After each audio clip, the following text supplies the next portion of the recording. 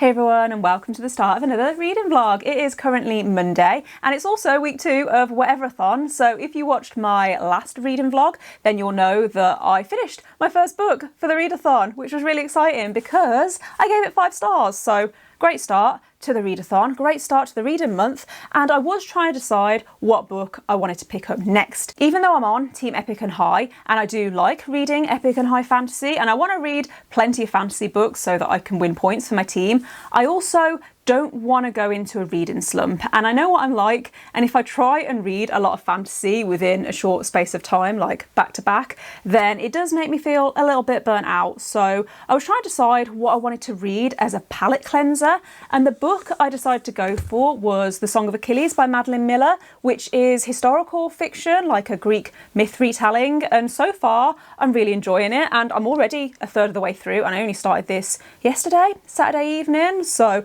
it's reading a lot quicker than I was expecting. This is also a library copy, as you can probably see. It's very shiny, so it does need to go back by, I think it's the end of this week, maybe next week, but with the rate that I'm reading it, I reckon I can probably finish it within the next couple of days. I don't know how much I want to say on the plot for this because it's a Greek myth retelling, so if you know the story of Achilles and Patroklos and the Trojan War, then you might already know what it's about. I didn't, and I am actually enjoying learning about it through this book because I have heard that it's quite a close retelling. I thought that it would be quite interesting to read the book first and then look up the story that it's based on. But yeah, for anyone who doesn't know, Patroklos is a young prince that lives in this kingdom, and within the first few chapters he does something that brings shame to his father the king, and so he's sent to live in this other kingdom, which is where he meets Achilles. And Achilles is described as being the perfect prince, and he's very charismatic and he's everything that a prince should be. So the complete opposite of Patroklos, but they do end up forming this relationship, and the book is essentially about their relationship so far anyway. You see how they grow in their feelings towards each other, and I'm really enjoying the character development in this so far. I do think it's been done really well. I did find the writing style in this a little bit difficult to start with because it's told in the first person perspective from Patroklos's point of view, and I'm not used to reading books in the first person. I don't read many of them, but now that I'm used to it, I am really enjoying it, and it is giving me the vibe of a Greek myth is the only way that I can think to describe it. And the chapters are quite short, so I am finding that it's moving quite quickly. I'm really sorry if you can hear my teams going in the background. I am on my lunch break, but apparently people just can't leave me alone. But yeah, that is my physical read for the week. Like I said, I'll probably finish it within the next couple of days. And then I'm also currently reading on audiobook Clash of Kings by George R.R. Martin, which is the second book in the Song of Ice and Fire Game of Thrones series. I'll probably tell you more about that if I have any more thoughts. I'm planning to read it throughout the month, hoping to finish it before the end of the readathon so I can count it, but because it's the second book in a series, it's really hard to talk about the plot without spoilers. And also, even though I'm 20% of the way through now, not a lot has really happened. I don't have any strong feelings on it, so yeah, I'll probably tell you about that if I have any more thoughts throughout the week. But my main goal for this week is to finish A Song of Achilles and then maybe pick up another book, another fantasy. I don't know yet, but once I decide, I will let you know.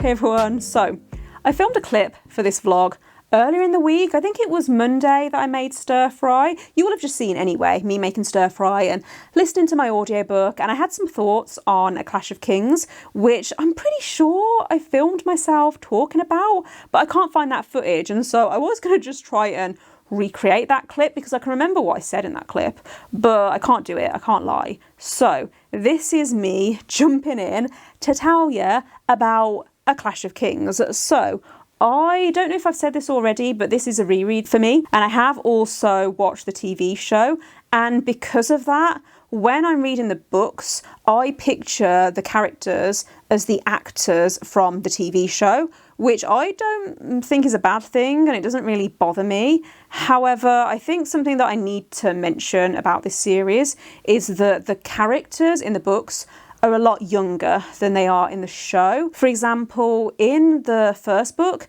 Daenerys is meant to be 13, and in this book, there's been a few occasions where it's been mentioned that Robb is only 15, and I picture Robb as being Richard Madden, who plays him in the TV show, and so it really jolts me out of the story every time it's mentioned. Whenever it's not mentioned, I just forget about it. But yeah, I wanted to mention it because it really bothers me that the characters are that young in the books, because they don't even act that young, I don't think. And personally, I think that if you're a writer and your book is being adapted into a TV show and the characters are having to be aged up for that TV show, then maybe you shouldn't be writing the characters that age in the first place. Just a thought. But yeah, that's all I really wanted to say anyway. I think that's all I said anyway in the last clip.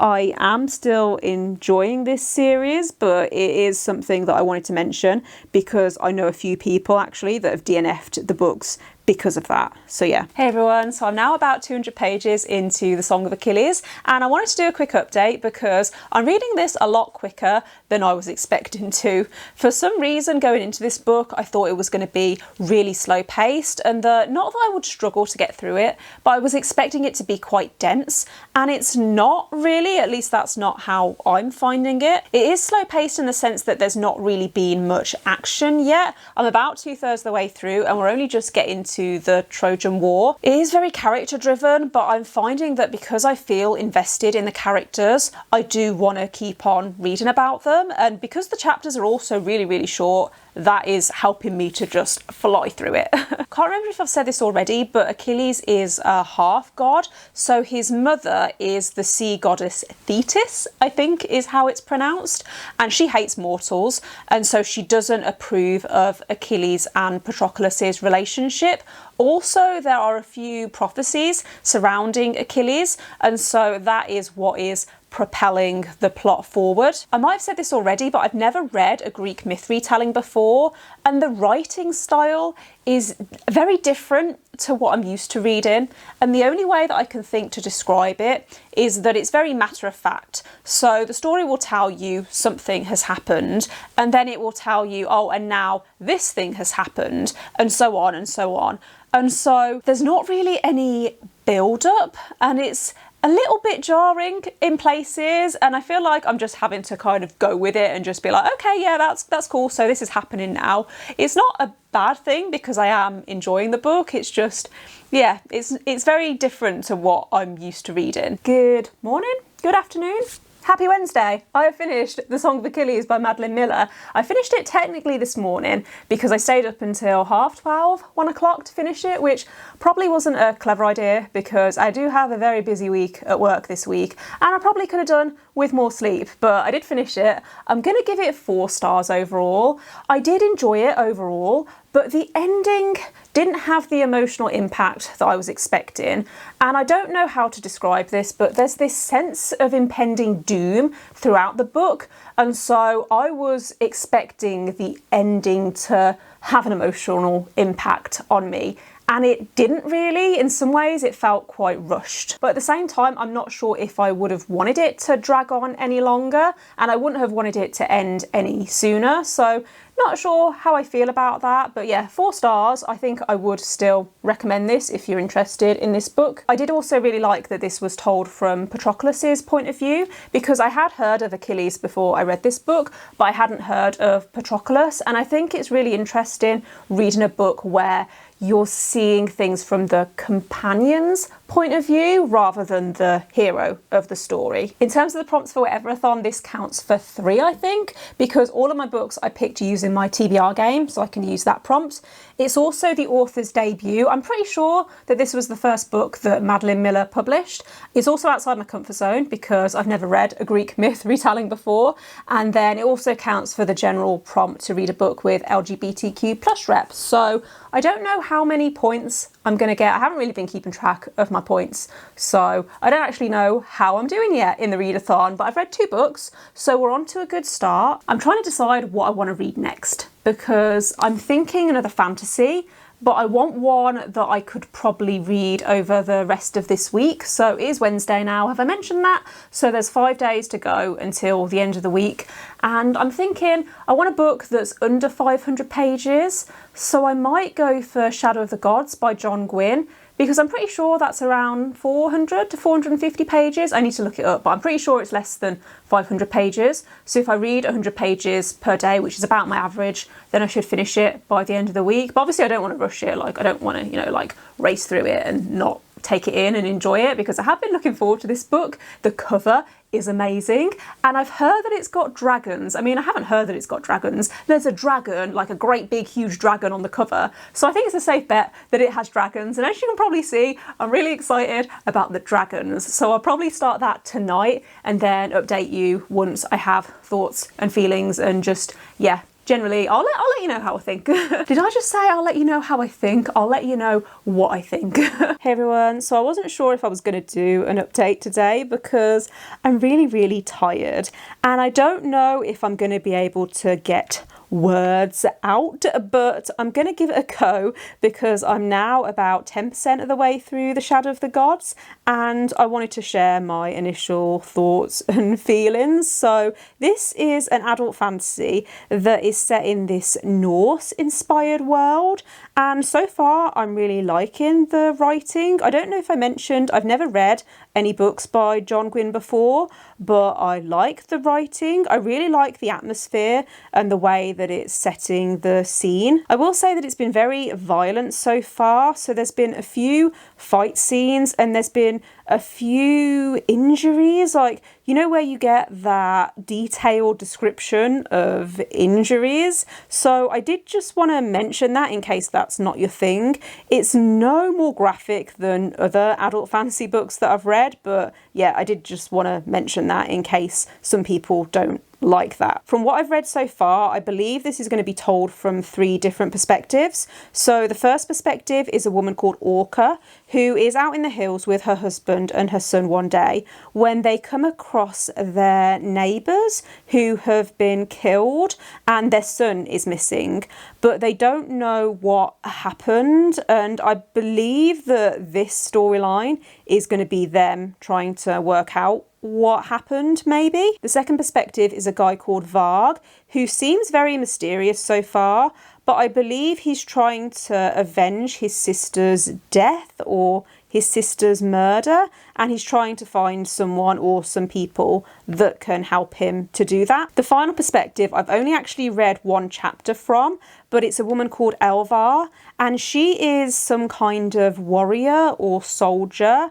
and I don't know too much about her yet, but her regiment is looking for someone, and that's all I know. So really interested to see what I'm going to think of these characters going forward. I think if I had to pick my favourite perspective so far, it would be Varg, because he seems to be really funny. I'm sure that there were a few lines which I can't remember off the top of my head, but I'm sure that I've laughed a couple of times already, and it was from his perspective. So yeah, I'm hoping to read some more of this over the weekend. I do have plans this weekend. I'm going out for lunch on Saturday with my nan, which I'm really looking forward to because I haven't seen her in a while. So that should be really fun, but I'm not working tomorrow because I don't work Fridays. So hopefully I can get a good chunk of this read tomorrow and Sunday. Yeah, it's going to be a good weekend, I hope, but I'm going to go and possibly go to sleep, even though it's not even 10 o'clock yet. But it's been a really long week. So yeah, I might speak to you tomorrow and let you know how I'm getting on with this. Hello. Happy Friday. I promise I have moved from this spot since yesterday. I know that I'm in pretty much the exact same spot, but I did get up, I went for a walk earlier, but then I got back and I was tired. So I thought, I'm going to get back into bed and I'm going to read for a few hours, and I have made really good progress on The Shadow of the Gods now.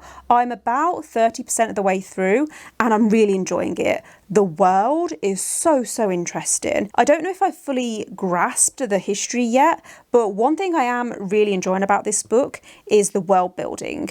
because I've said this in vlogs before, but sometimes with certain fantasy books, I find that the world building is very info dumpy, and I don't like info dumping. I don't know if many people do actually, but I really struggle with it, because if I get too much information in one go, then my brain just can't process it, and so I really struggle to follow what's happening.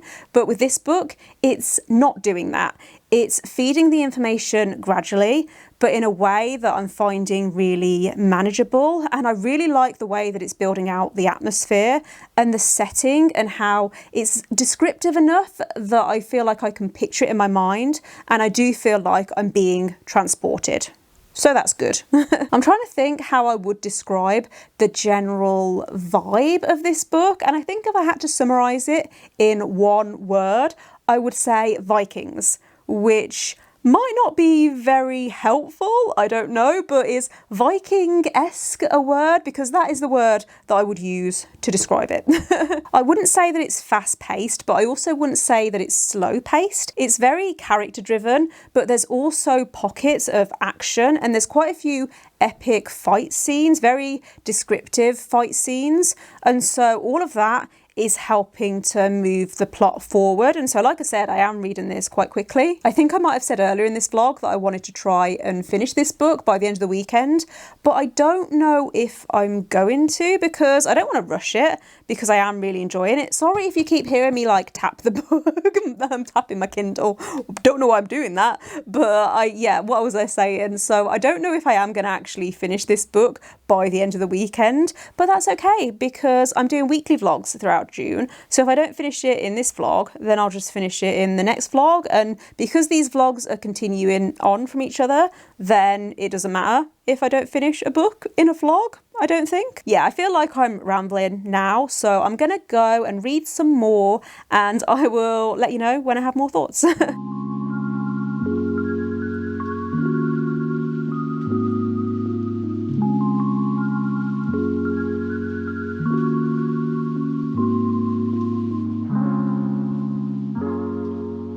Hey everyone, so it's now Saturday afternoon and I've just got home. I went out for lunch with my nan, which was really nice because it's really sunny weather today. It's beautiful outside, so we could sit outside and chat and have a catch up, and I feel like it's put me in a really good mood, because I don't know if this has been obvious from the vlog, but I've not been doing good the last couple of days. I've been really just tired and just feeling run down, and I've been having problems with my back and stuff, and you don't need to know this, but yeah, I feel like just seeing my nan and hanging out, it's put me in a really good mood, so I'm feeling happy. It's been good. So I did actually wake up quite early this morning, so I managed to read a few more chapters of The Shadow of the Gods. I say a few more chapters. I read quite a bit last night as well, so I'm now 50% of the way through, which I think is pretty good progress. I'm still really enjoying it. The world is so interesting, and I feel like I've done a really bad job of explaining the plot of this book so far, but I do struggle with explaining the plots of epic fantasy books,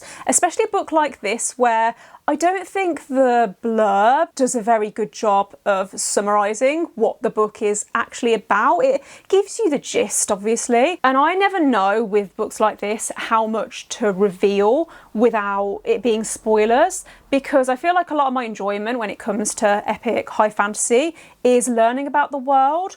But I think what I can tell you is that in this world, there used to be these gods that ruled the place. However, the gods were very destructive and they almost destroyed this world, but they're gone now, they're extinct. Something happened, which I don't think I quite know what happened. There was this feud, from what I understand. So the gods are gone, they're dead, but there are still some people in this world that are descended from these gods, but they're kept as thralls. I think there is a name for them and I can't remember what they're called, but they're essentially kept as slaves. So throughout the book, you're following these three different perspectives of three different people who are in different parts of this world, but that are also in very different circumstances, very different situations.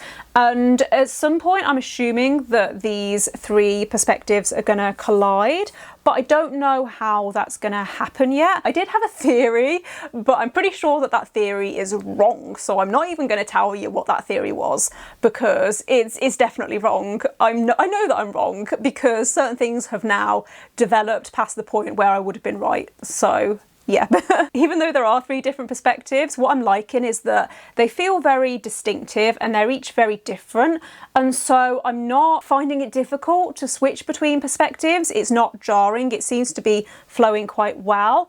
I do find that I'm struggling a little bit with remembering the side characters, because each of the 3 main perspectives, there's also side characters, you know, like companions that they're with. And so sometimes I'm getting names confused, but what I've done is I've made a note in my phone basically with all of the side characters, like the significant side characters. So I think I'm keeping track, because my memory is just awful usually. But when I do this, I've done this before with fantasy books, it just helps.